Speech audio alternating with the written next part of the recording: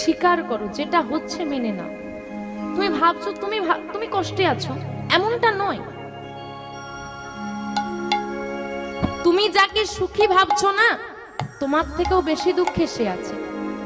নদীর এপার কহে ছাড়িয়া নিঃশ্বাস, ওই পারেতে সকল সুখ আমার বিশ্বাস।